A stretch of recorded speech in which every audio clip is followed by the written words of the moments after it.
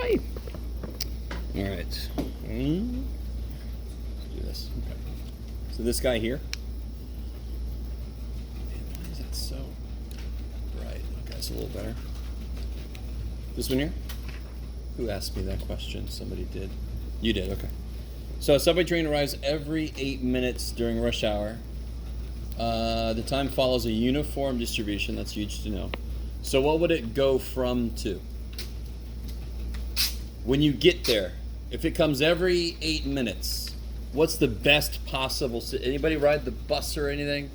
Or the trolley? What's the best possible situation to be in? You get there, and it's there. So how long did you have to wait for it to be there? 0 minutes. What's the worst situation? It just left. Correct? And that would mean you have to wait. For the next one, you have to wait. One comes every 8 minutes. So you have to wait 8 minutes. So what's the uniform distribution go from to? 0 to 8. Kick ass.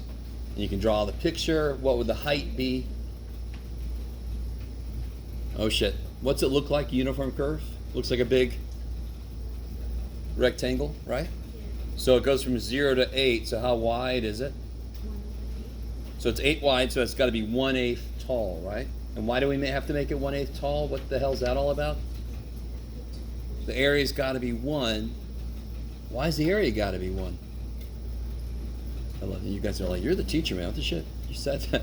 Anybody remember? Why does the area have to be 1? Because what do areas represent? When I have a continuous distribution, what do they represent? Areas. They represent probabilities, right?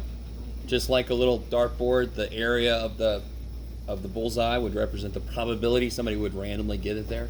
Does that make sense by itself? So, say again. The range. I'm not sure which thing you're looking at. Okay. That's good. All right. So if I add up all the probabilities in any given situation, they all have to equal. To make a valid probability distribution, the probabilities all have to equal 1. I love it. Areas are probabilities. If I make the total area 1, why does that make sense? Because the total probability should be 1. Okay. Does that make, I really want it, you can memorize, make the height 1 over the width, and that would work fine. But you don't have to memorize shit if you just remember I got to make the total probability 1. You already have to know that. You already know that. So if the width is 8, then the height has to be 1/8 to make the total thing 1. All right, let me stop for a minute. Okay. So I already know what this thing looks like. I know what the height is, right? Now, a few of these questions are just kind of conceptual questions this book likes to ask a lot. So define the random variable. What is it that could change for each person that comes to this, what is this again? It's a subway train. So everybody comes to the subway stop, the wait time. I love it. So the random variable x is wait time. You guys with me? So x, random variable x is just what could change. That's why we call it variable. Then it says here, it says, this is the little thing I told you guys about last time.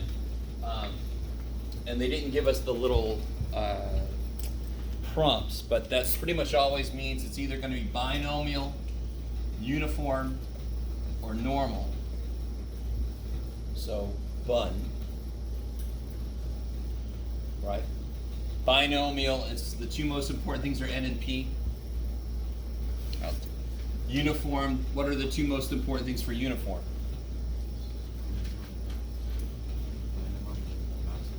Yeah, where it goes from to. So we call this A to B. And normal curve, I need the mean and standard deviation. Okay. So in part B, I love you guys so much. This is chapter 5. Chapter 5. So they're going to ask you, this book is going to say something like X da, right? And this is what they want from you. They just want you to identify. You don't even have to put it like this, okay? You could just say X follows a uniform distribution from 0 to 8.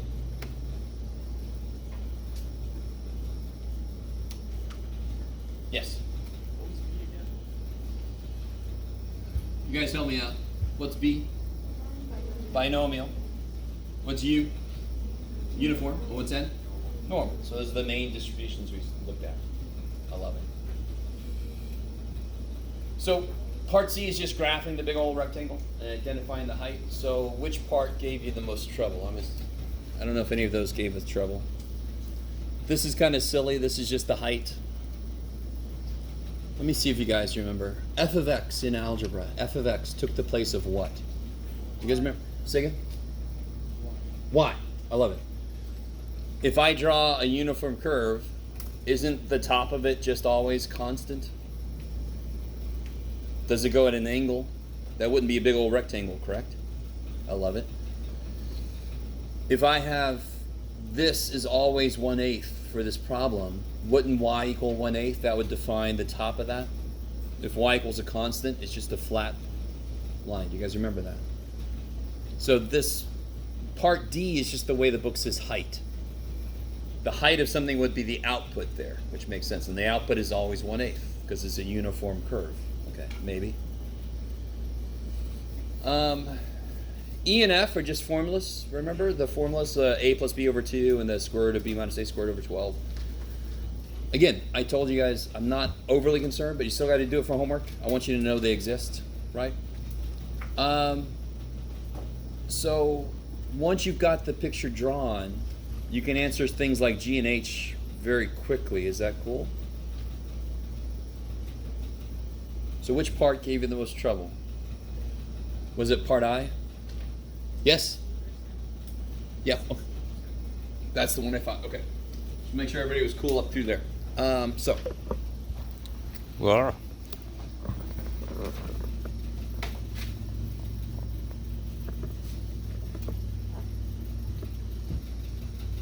So. You all agree with me this is 0 to 8. This is 1/8, right, to make the total area 1. What is, so 60% of commuters wait more than how long for the train? Real quick, what's the average for this? What's the average wait time? What's the average?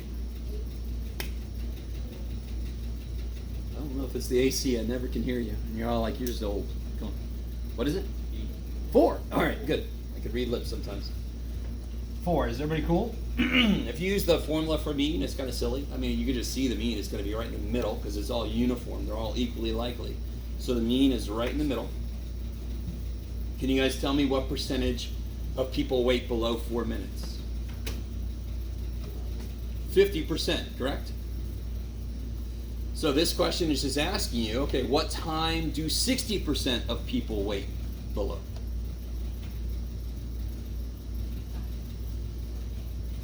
Maybe. Maybe not. So you guys, do you understand at least the question now? I think sometimes people don't even know what it's asking you, but it's really asking for like the 60th percentile. But how big is this list again? How big is it? How wide is this? 8. If I go halfway through, didn't I just pass 50% of the data?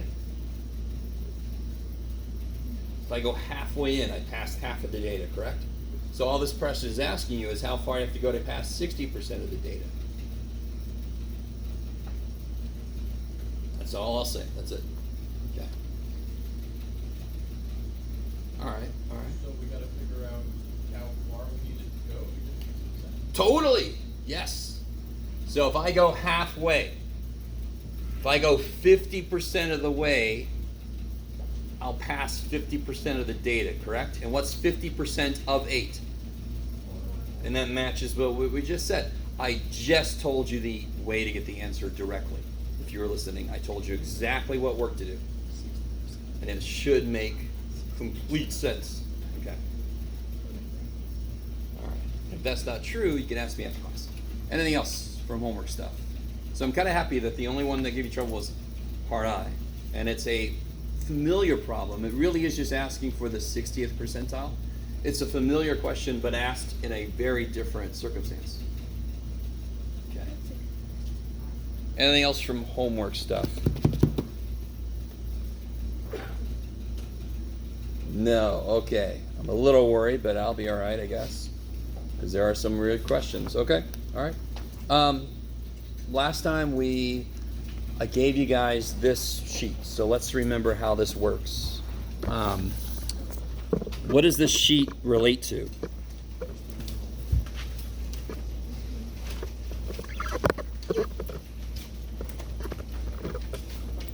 Can anyone tell me anything about this sheet?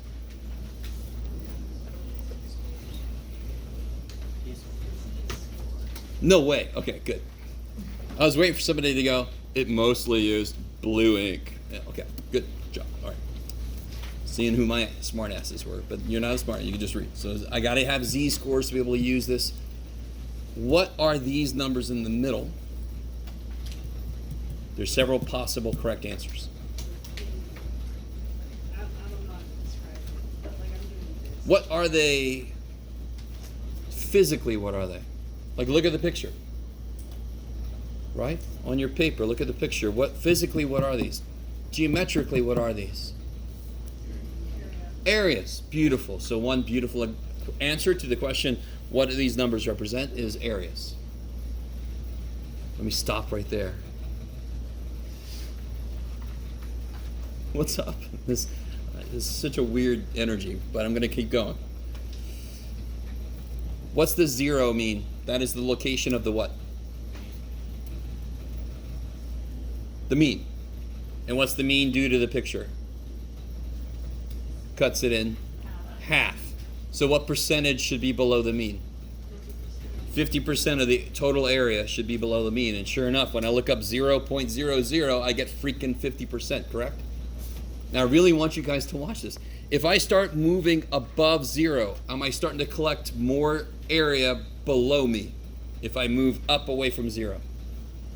That's exactly what this kind of shows me. As I move up away from 0, look how, is it changing a lot? Look down, look as you go 0.1, 0.2, is it changing like a decent amount? It went up almost 4%, now it went up about 3%, or I'm sorry, 4% again, right? But now look what happens when we get further away. Is it still changing as much? Way down here, it's barely freaking changing. Look at this. 9953 to 9965. Most of us would just say, those are the same numbers just about, right? You guys with me? Why does that make sense visually? Down here, where am I in the picture? Where am I in the picture down here? Where am I? There's 0. Down here, what are the z-scores I'm looking at? 2.60, 2.70. Where are those on the picture? Where are those? Way up to the, I like it. Some of you guys are doing it like this. I love it. They're way up to the right, correct?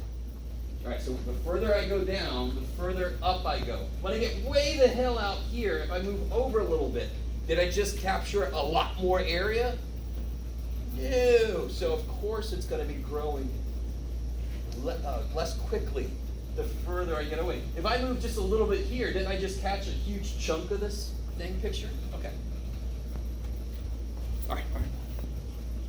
Now, areas, like we saw before with the dartboard, are directly related to the probability of something happening in that area, right? So think of this as just a weirdly shaped dartboard.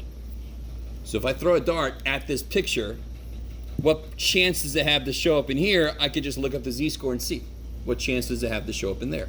We can extend that to, if this is heights, if these are heights of American men, and I want to know what percentage of American men are below some height. If I look up the z-score, it tells me the percentage of American men below that height. So there's a connection between the area in the picture and the probability of something happening. Okay, maybe. So for example, can you guys really quickly tell me what is the area below z equal to 2.07? So for you who just got this sheet, maybe hang on a second, try to see if you can tease out how this thing works. How do we know what the Z-score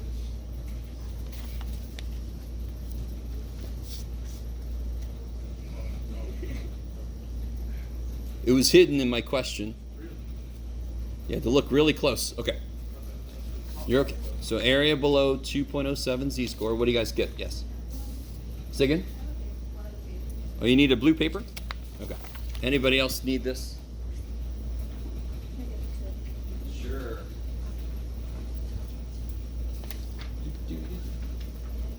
Sure. What'd you guys get? Anybody get the answer?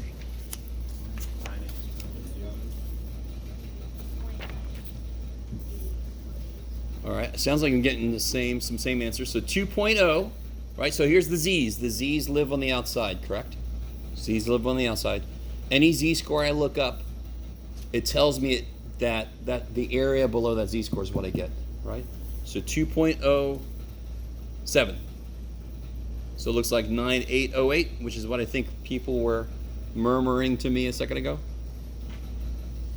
And again, if I drew this picture, here's 0. 2.07 is way the hell up there, so it makes sense that there's a little over 98% below that.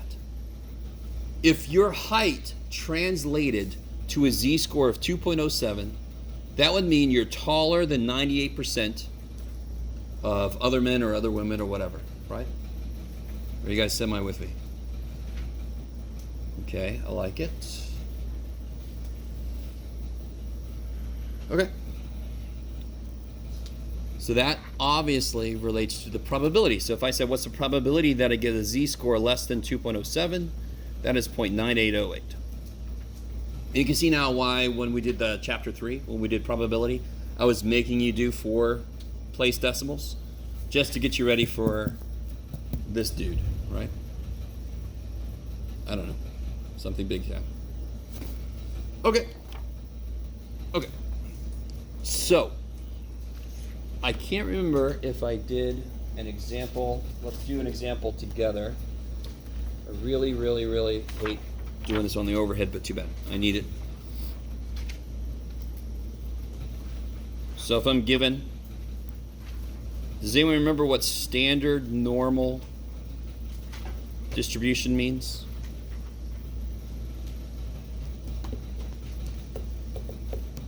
So for example, heights are normally distributed. The average height of American males is 5'9", the last time I looked.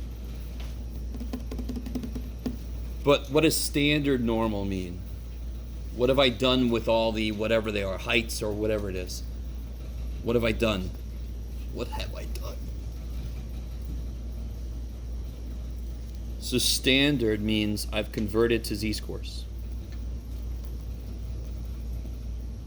So in this picture, why is the mean 0? Because the mean is always 0. No matter what the hell the mean is, the z-score for it is 0. Why does that make sense? Why does it make sense that no matter what the mean is, the z-score will always be 0 for it? Say again? Is it 0 standard deviation? Yeah! Z-score is the number of standard deviations away from the mean. So when I say change the mean into a z-score, you're like, how many standard deviations is the mean away from itself? Okay, cool. That's 0. Shlabam. So if I have a standard normal curve, that just means it's already been made into z-scores. That's all it means. So if I'm given a standard normal distribution, can you find the probability that, let's see, z is greater than negative 0.87? And a really smart thing is to draw the picture, right?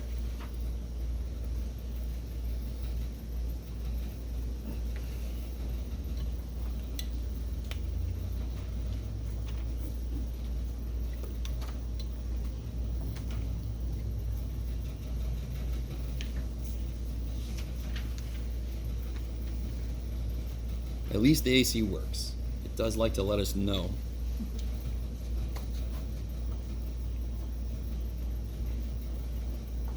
So what's right in the middle? 0. So where's negative 0.87? I like it. I'm still reading some lips. All right, negative 0.87. Which way am I going to shade? The which way? Oh, never mind. So the funny thing about the inequality symbol, it's an arrow, basically, right? So I'm going to shade up. So I want greater than that, right? So already, do you guys know, will the answer be more or less than 50%? Do you guys still see it's going to be more than 50%? So you can at least gauge your answer. If your answer is 0.37, you are wrong, and you know it, right? So that's why you want your picture to actually be drawn correctly. It should help you. Now, if you look up negative 0.87, what do you get? Negative's on the other side.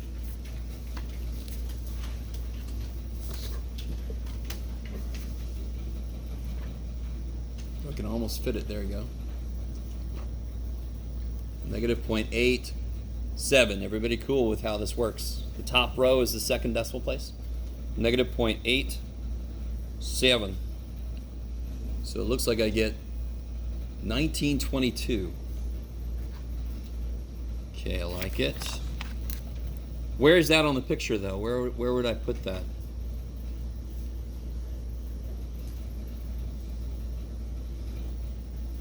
So right now, let me just tell you, I'm seeing a few people do this. I'm like, Is it the answer? Because what does this chart always tell me when I look up a z-score? It tells me the area that is below, right? So I immediately put, whenever the hell I look up a z-score on this chart, I immediately put the number that I get down here.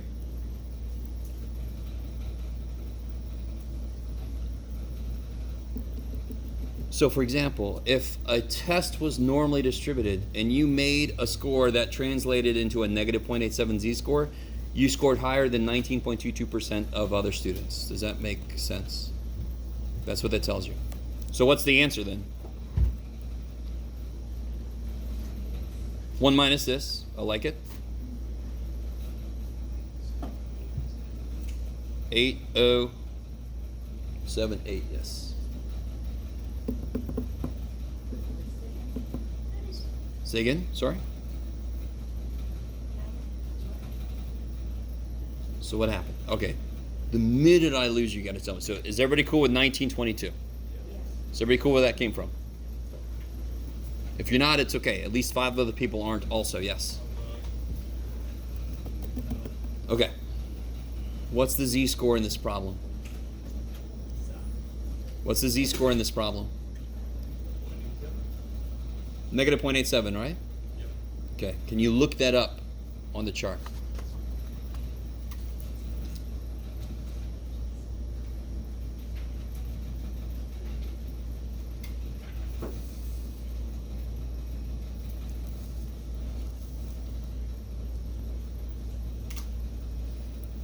So you see negative 0.87? 1922, see that? Okay. Okay. Okay. So again, this is a sheet of answers. It just doesn't always tell you the answer you need, but it's still a freaking sheet of answers. Sometimes we'll have to subtract some stuff or do 1 minus or whatever to adjust what it tells me. It's very single-minded, this little sheet of paper. It only tells me the area below what I look up. In this case, we wanted to know the area above. So I just have to do 1 minus this, right? Now again, real quick, can you guys look up positive 0.87? Look up positive 0.87.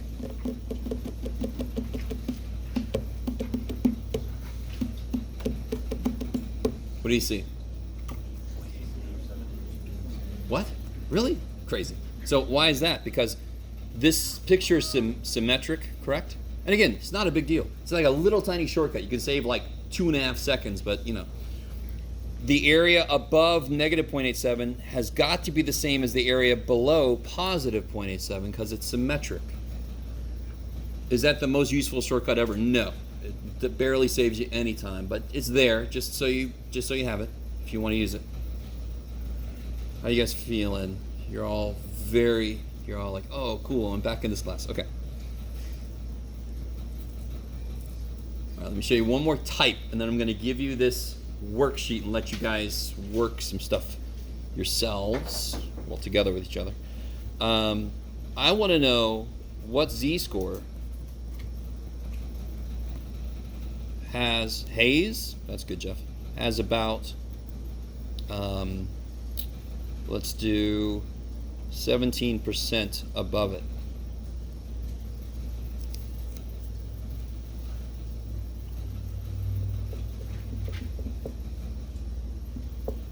And this is still the same problem. So given a standard normal distribution, right? So if I were you, I would draw that picture. You got to be really careful though. The main difference between these two is I didn't know the percentage above here. I had to find that out. Here I'm told the percentage above, correct? So if I draw this picture, what percentage is above the mean?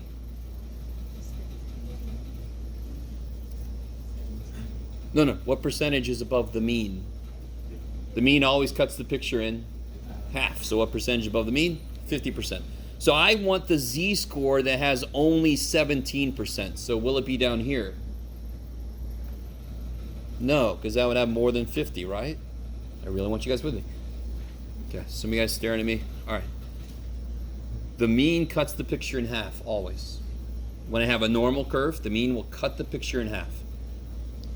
So there's 50% above the mean. I want the z-score that has only 17% above it. So it's got to be up here somewhere. Does that make sense? Because then this much will only be 17. Look where I'm putting it. 0.17. Does 0.17 look like a z-score? Could you find 0.17 on here? Totally. It looks like a z-score, but it is not. That is not a z-score. Does everybody agree with me? That is an area. That's a probability. Where do probabilities live on this dude? In there, in the body, correct? Outside are z-scores. When you look up a z-score, you find an area or a probability in the middle. So areas and probabilities in the middle, z-scores on the outside. How we doing? So this is exactly the opposite kind of problem than this. Now, here's the next issue. Okay. That's an area, not a z-score. We're trying to figure out the z-score. This chart only tells me areas that are where? When it looks something up, it only tells me areas that are below the z-score, correct? Okay, I like it. Did I go the right way for you guys? No. So what's the only kind of area the chart will understand? Areas that are below. Did I tell you the area below this z-score? But you can figure it out, right? What area is actually below that z-score? 83, there it is. Somebody corrected what they were mouthing my way. Okay. So let's do this together. So again, I love you guys so much. This chart can convert z-scores with the area below them, or it can convert areas below something to what the z-score has to be. So if I told you I have a z-score and I have 50% below it, you don't have to look at the chart. What z-score has 50% below it? 0. If I said it had 60% below it, you know it's somewhere above 0. But you need to look at the chart to figure that out. So how much area is below our z-score?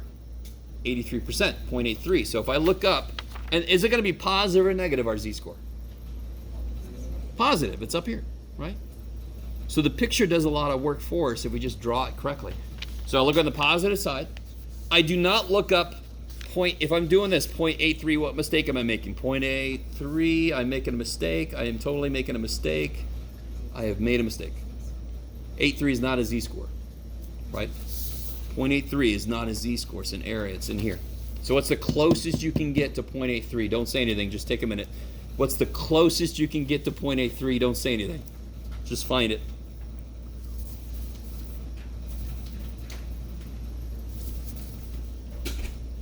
It's in there somewhere.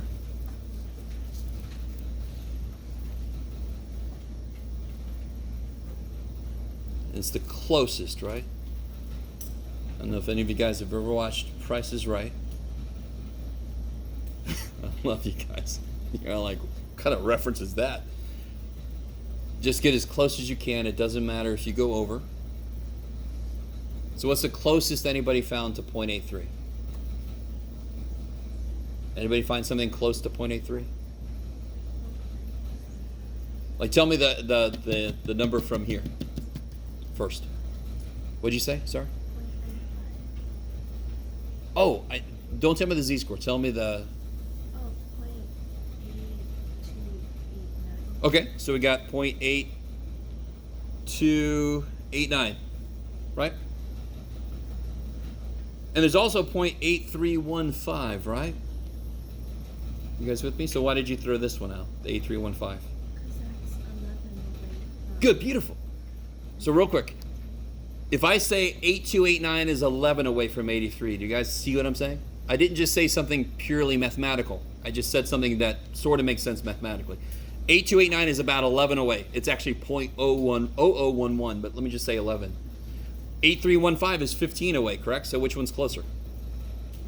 8289. Now, what z-score is this?